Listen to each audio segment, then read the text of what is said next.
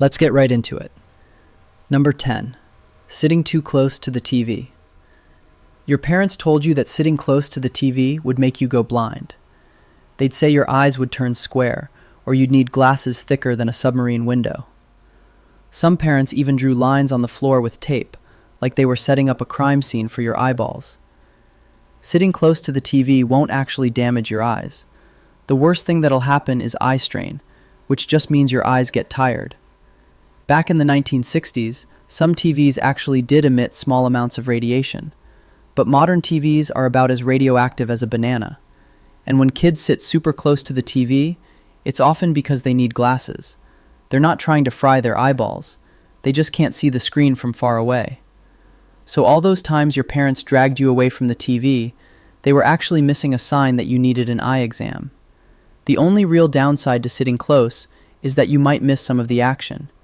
You'll see every pixel of SpongeBob's left nostril, but you'll miss Patrick doing something stupid in the background. It's impressive, right? So in this video, I'm going to guide you step by step on how to make this type of video, up to 15 or even 30 minutes long. Right now, Gary Studio is an almost seamless AI generation tool, and with the GPT pool feature, you can generate tons of images in batch processing. So, with that said, first, let's jump right into the first part of making any YouTube content, which is scripting. Let's open Gary Studio, log into the app, and then go to the scripting tab. To create a script for this type of video and this niche, you can just reuse my prompt. I pasted all the prompts I'm using for this video in the description below, so make sure to check that out. For long-form YouTube script generation, I'm using GPT-5 Thinking. Now just press enter so the app can generate the script for you. And keep in mind, this is only an example prompt. To get a prompt like this, just ask any AI tool you're using to generate one for you. Some of you may prefer Claude for more natural writing, but personally, I still use GPT Thinking for all my scripting right now. After the script is fully generated, I just copy the whole script. Then I go over to VoiceOver Studio. To generate the voiceover for this type of stick figure content, I'm going to use Atom, engaging, friendly, and bright. I picked it from the Favorites tab, but you can also search for it in the Voice library, where the full 11 Labs community library is now supported inside the VoiceOver Studio feature. So you have a lot of voice options to choose from. In the text-to-speech box, I'm going to paste the script you copied from the previous step. For the model, I'm going with 11 V3 Alpha. Just keep the 11 Labs voice settings on the right at their default values. No need to change anything there. Then click Generate Voice below the text box so the app can create the voiceover for you. Now here's one thing to keep in mind. Voiceover generation in Gary Studio currently supports a maximum of 10,000 characters per task. So to generate the full script into VoiceOver, you'll need to split it into a few tasks and create multiple MP3 parts. That's exactly why in Beta 2,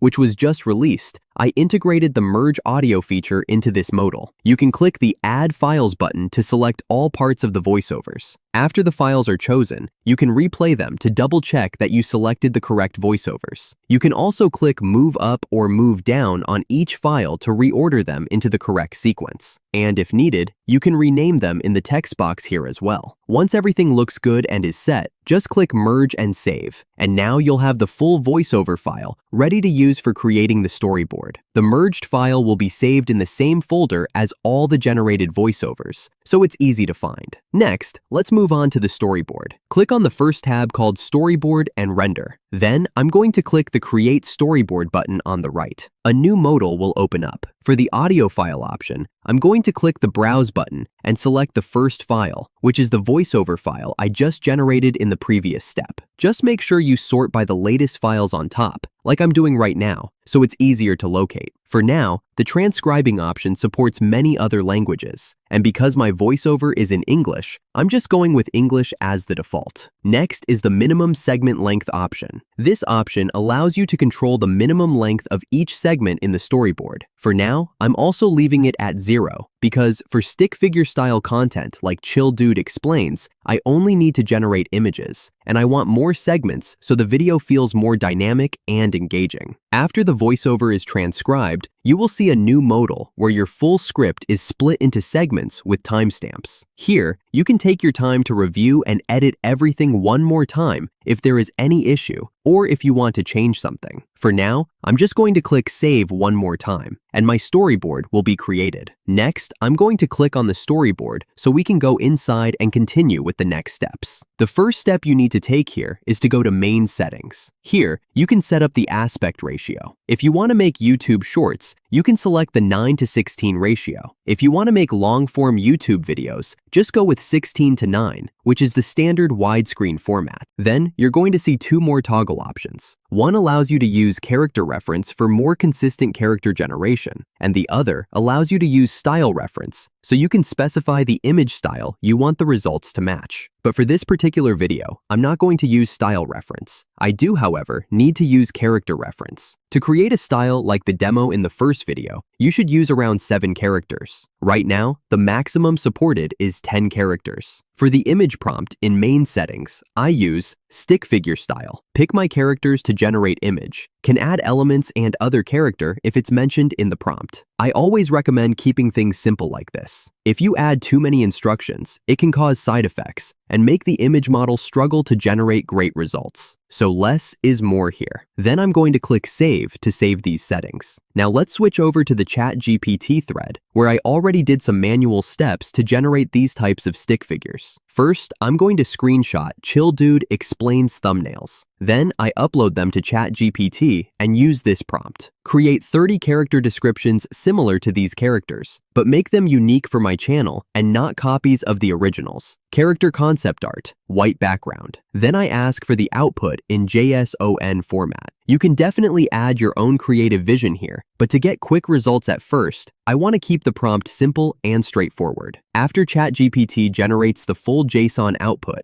I copy the whole JSON and paste it into the Image Generation tab and the image prompt box in Gary Studio. For character concept art, I choose Portrait in the image type option right here. Then just click Generate. This way, you can create the characters first, then pick the ones you want to use for your YouTube channel. Next, you need to go to Generate Prompts. As you may know, when working with AI content for image and video generation, you need to have prompts first before you can generate anything. So for now, you can see that Generate Images and Generate Videos are disabled. So just click on Generate Prompts first. Another modal will open, and we have two options here. The first one is GPT+.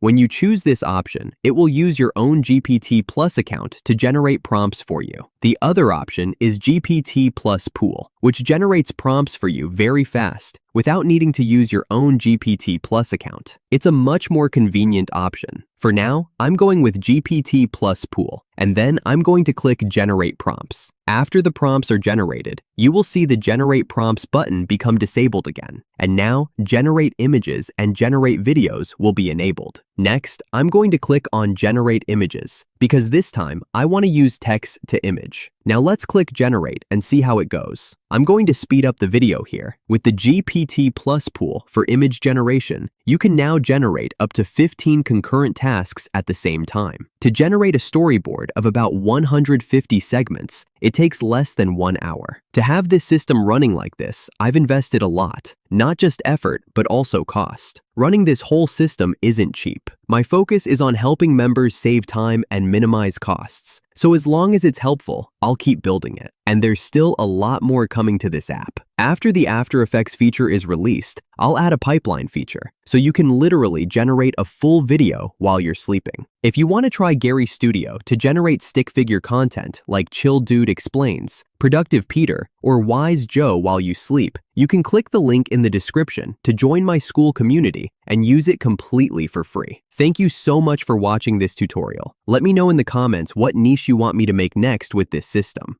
Share, and don't forget to subscribe to the channel. I really appreciate your support. See you in the next video. You were probably warned about it at some point. Not dramatically, not in a movie trailer voice, just casually, like someone handing you a quiet prediction about your future. Be careful with that habit. It can ruin your life. And somehow, over time, a lot of very normal, very human behaviors got promoted to life-destroying status. Not crimes, not disasters, just regular things. scrolling too much, being lazy sometimes, changing your mind, not having a 5-year plan at 23. And if you listen closely, there's always this underlying message. If you don't fix this immediately, everything falls apart. Which is a strangely intense conclusion for something as simple as hitting snooze. So let's talk about it. Because a lot of these dangerous habits aren't actually dangerous. They're just misunderstood, and occasionally wildly exaggerated. Let's start with one of the classics, procrastination. If you grew up anywhere near productivity advice, procrastination was treated like a personality flaw with catastrophic consequences. You're wasting your potential. You'll regret this later. Successful people don't procrastinate. Which sounds convincing until you notice something. A lot of successful people absolutely procrastinate. They just don't call it that. They call it thinking, or waiting for the right moment, or my personal favorite, working under pressure. And here's the thing, procrastination isn't always avoidance. Sometimes it's incubation. Your brain is quietly working in the background, organizing ideas, filtering noise, deciding what actually matters. That delay you feel guilty about, it's not always laziness. Sometimes it's processing. Of course, yes, there's a version of procrastination that becomes harmful. The kind that's driven by fear, overwhelm, or perfectionism. But the habit itself isn't the villain. It's just a signal. And like most signals, it's trying to tell you something more useful than you're ruining your life. Another one that gets a dramatic reputation, being lazy. This one's interesting because laziness is rarely what it looks like. Most of the time, what people call laziness is actually one of 3 things: exhaustion, lack of clarity, or lack of motivation tied to meaning. If you've ever stared at a task and felt physically unable to start, it doesn't always mean you're lazy. It might mean your brain doesn't see a reason to care, or it's overwhelmed by the size of the task, or, this one's underrated, you're just tired. But culturally, we don't really allow for that nuance. We treat rest like a suspicious activity. If you're not constantly doing something productive, it starts to feel like you're falling behind in some invisible race. So people push through. They override fatigue. They ignore boredom. They force consistency at all costs. And then eventually, they burn out, which is ironically far more disruptive than a little laziness ever was. Sometimes what looks like a lack of discipline is actually your system asking for a reset, and ignoring that tends to cause more damage than listening to it. Now here's one that's almost guaranteed to make people uncomfortable. Changing your mind. At some point, we were told that consistency equals strength, that sticking to a path, no matter what, means you're reliable, focused, determined. And changing direction? That's weakness. That's quitting. That's failure. But think about it. If you never changed your mind, you'd still believe everything you believed at 12. You'd still like the same things, want the same things, expect the same things, which sounds less like stability and more like stagnation.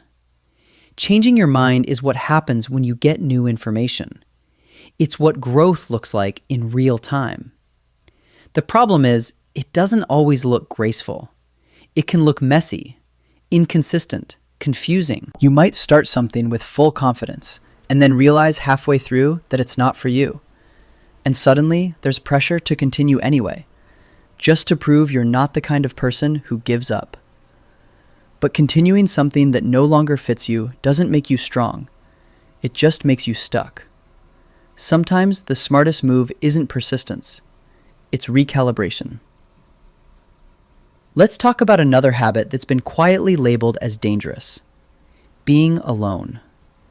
There's this subtle narrative that if you spend too much time by yourself, something must be wrong. You're isolating. You're missing out. You're falling behind socially. And yes, too much isolation can be unhealthy. But there's a difference between isolation and solitude. Isolation feels like disconnection. Solitude feels like space. And that space, it's where a lot of important things happen. It's where you figure out what you actually think, without other people's opinions echoing in your head. It's where you process things you didn't even realize were bothering you. It's where you reset. But because we've normalized constant connection, notifications, messages, updates, being alone can start to feel like absence, like something is missing. So people avoid it. They fill every gap with noise. And over time, they lose the ability to sit with themselves, which, quietly, is a much bigger problem than spending too much time alone. Now here's one that sounds almost too small to matter: doing things halfway. You've probably heard this one framed as a warning. If you're going to do something, do it properly. Which sounds reasonable, until you realize how many things never get started because of it. Perfection has a way of stopping things before they begin. If the standard is do it right, then anything less feels like failure. So people wait. They wait until they have more time, more energy, more confidence, more certainty. And in the meantime, nothing happens. But doing something halfway is often what gets you moving. It's how you build momentum. It's how you learn what works and what doesn't. A half-finished project teaches you more than a perfect idea that never leaves your head. And over time, those imperfect starts compound. They turn into experience. They turn into progress. They turn into things you can actually build on. So no, doing things halfway doesn't ruin your life. Avoiding them entirely might. Here's another one that gets a bad reputation: overthinking. This one's tricky because yes, overthinking can spiral. It can turn small decisions into endless loops. It can drain your energy. But thinking deeply isn't the problem. It's when thinking replaces action that it becomes one. There's a version of overthinking that's actually just awareness. You're noticing details, considering outcomes, exploring possibilities. That's not inherently bad. In fact, it's useful. The issue is when that awareness turns into paralysis, when every option feels risky, when every decision feels permanent, and you start waiting for certainty that never arrives. But here's the part people don't always mention. You don't need certainty to move forward.